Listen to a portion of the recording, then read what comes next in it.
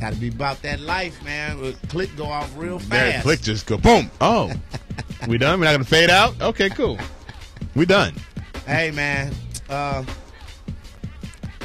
College football. Yeah. No, what? No. We got something for that. No, college football? Go ahead. College, straight college. I thought it was something that we were supposed to tag on that. No, go ahead. Okay. College football. We'll get to it.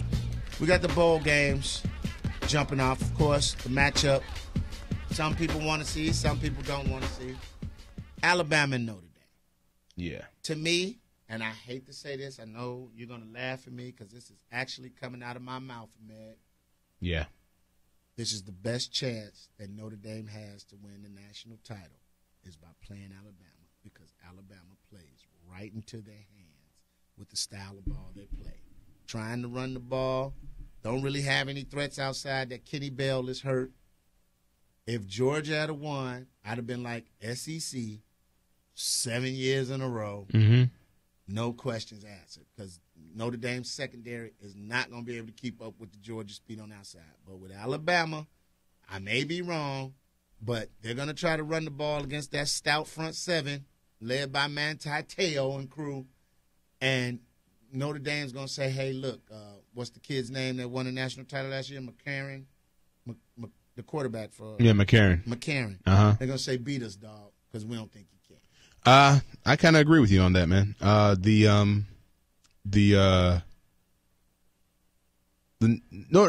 Whenever we thought Notre Dame might be in trouble, like against Oklahoma or USC, because they're like all the speed and the spread. And I still say they ghost champions, though. I will still say that Notre Dame schedule. I don't care what everybody's saying, blah, blah, blah, hell. All those teams that they, quote-unquote, beat were ranked high early in the season. And, well, I mean, that's how you move up. Yeah, but maybe those rankings suck. Preseason rankings always are terrible to me. Mm-hmm. You know that. We've had this discussion before because you shouldn't. I would say you shouldn't. Technically, you shouldn't really rank until like maybe week 8. That's it. Because you find out what everybody's about. You have an idea. Michigan State was bums. Mm-hmm. Stanford, I give you that. That's the best tough. win. That's the best win on it. USC underachieved. Mm-hmm. Stanford is the best win on Notre Dame, and that win was questionable. Yeah, okay, because of the call at the end of the game. I understand. Pittsburgh gave you a scare. Mm-hmm. Pittsburgh should have won that game. Touchdown, Jesus. Touchdown, Jesus. That was woo. I thought that game was over. Other than that, everybody else on their schedule, you know, they played Michigan this year. Yeah, they did. No, they didn't play Michigan. Did they? They took Florida State off the schedule. They played Miami. Thank you. They played Miami this year. You had Florida State. You took Florida State off the schedule to play Miami. Yeah, well, you know. Yeah, I'm just saying. So when people holler this, I get into it in the barbershop, and people holler all this. New schedule. I was like, yeah. Well, the thing is, their schedule. The reason why people will put their schedule over anybody else is because they don't play. Like everyone they play is FBS. Is the bowl team. When you have Alabama playing, 3 subdivision teams. But they play in the toughest conference in college football. And in that toughest conference, everybody plays like 2 or 3 FCS teams, like the smaller leagues. Right. So because they beat up on each other. Yeah. I mean that's the reason. And don't get me wrong, the SEC took a step back this year. They're a little bit down. It wasn't as strong as it was before. But they're still better than the other But back to what you were saying, I agree with you because I think Notre Dame's going to be able to hang tough. I think it's going to be with Alabama because Alabama and them, they play the same kind of game. Yeah. Now I think, but my thing is though, I think Alabama's going to win this game because you don't give Nick Saban a month and a half to scout you, and you have a freshman quarterback. No, but I think, and now see this. Now I'm gonna counterpoint this, and this is why I think Notre Dame is going to get the edge because Alabama has shown you this year they have problems with mobile guys. Johnny Football lit them up. Mm-hmm. They have problems with mobile guys, and Golson ain't no Johnny Football. But he's built in that same mold. I understand that. He can run and he can turn the corner. Again, but Alabama had a full off season to prepare for Denard Robinson. What happened to that boy? Smoked his ass. When he's healthy, he's one of the most electrifying. Electrifying. Thank you. Fat. You did the Porky Pig. The boy good. But I feel you on that. And then, you give him a week and a half with Johnny Manziel, and it's like, okay, and he got him. You give this man a month and a half with somebody who's not even as good as Johnny Manziel is, okay, good luck. Good luck, Mr. Golston. I worry for you. I see Golston. It's not going to be a blowout. It's going to be a close game, but it's not going to be as bad as last year's game. Last year's game was terrible. I see Golston getting to the outside, completing some plays to that stud tight end they got, burning these guys up the seam. It's going to be a close game. It's going to be who gets to stop first. Basically, but I think Alabama, McCarron ain't a great quarterback, but he is a solid quarterback, and he will make the right play. And I think Alabama's going to win by a touchdown. I'm going to say this.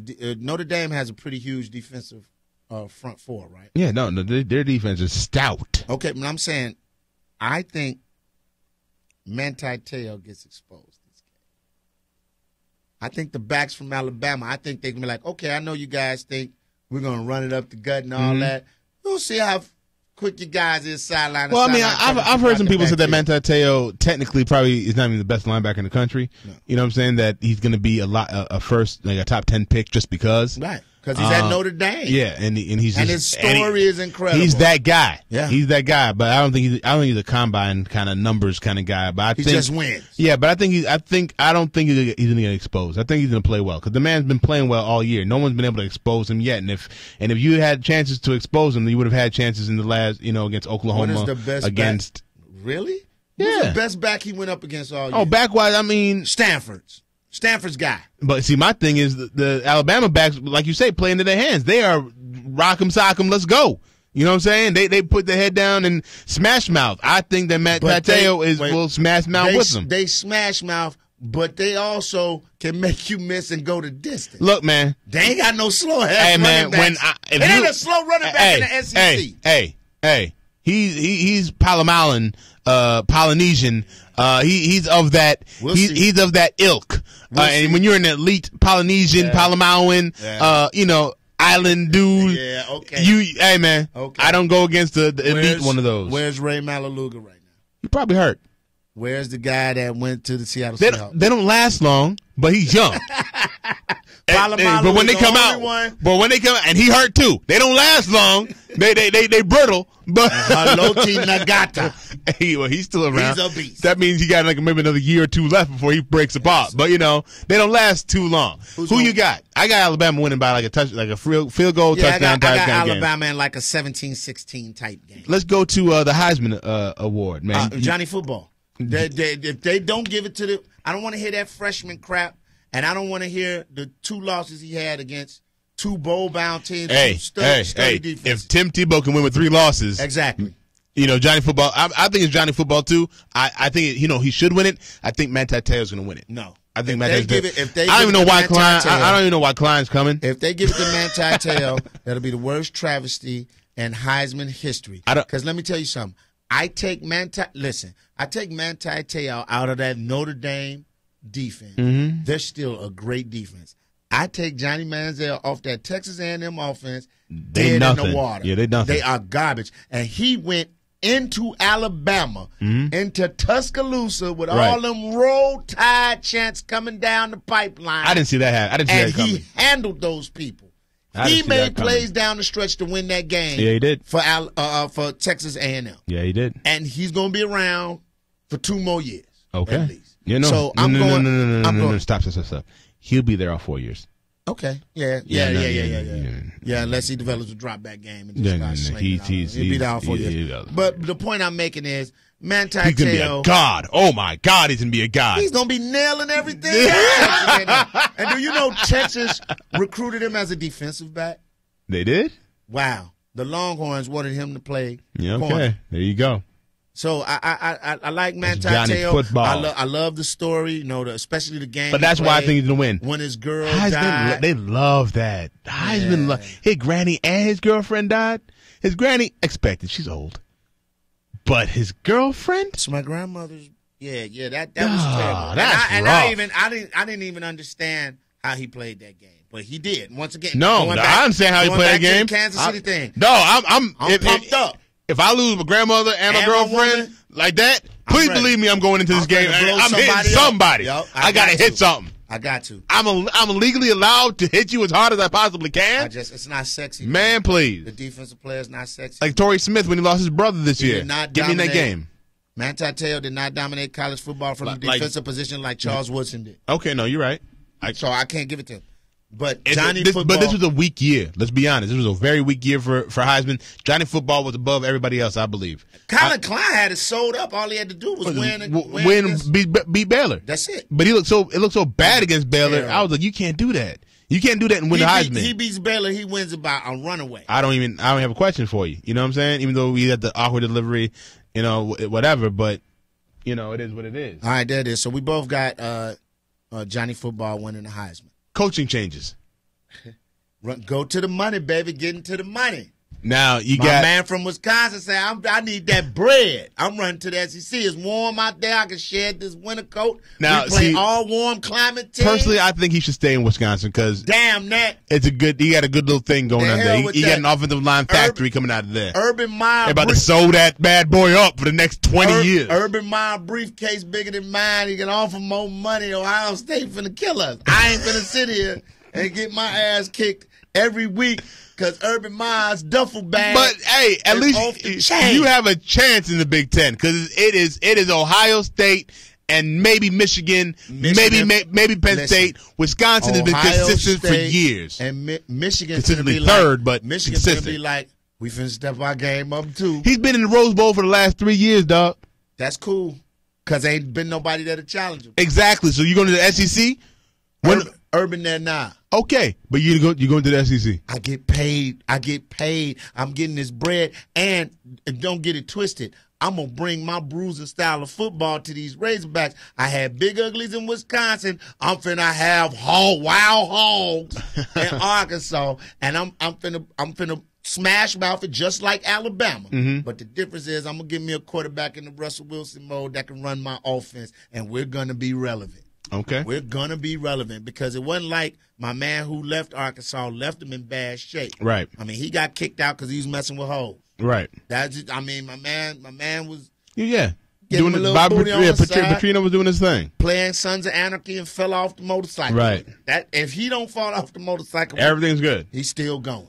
He's still good. She was bad. Exactly. But I don't know if she was worth losing a $20 million job. Then you have Gus Malzahn going from Arkansas State back to Auburn. I think it's a good deal. Good deal for him because all you need to do is find yourself a nice quarterback that can run your system. Change that. Not a good deal for him because Auburn administration and fans are the worst ever. You got a guy 2 years removed from winning a national championship, and you kick him out on his ass like that because they haven't won an SEC game since he won the national championship. But listen, fam, he's changed offensive and defensive coordinators. Dog, the way he lost, you're not supposed to lose like that. I get it. The way man, you don't lose to Alabama 49-0 and it's all good. That don't happen. And that so does not that's happen. Why they let him go? Not just because of the way he lost last. They've been losing ugly for the last 2 years.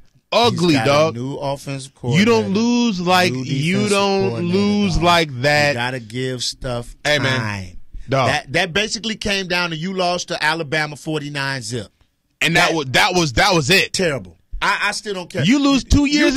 You lose 2 years in a row. Just getting your butt whooped for 2 years.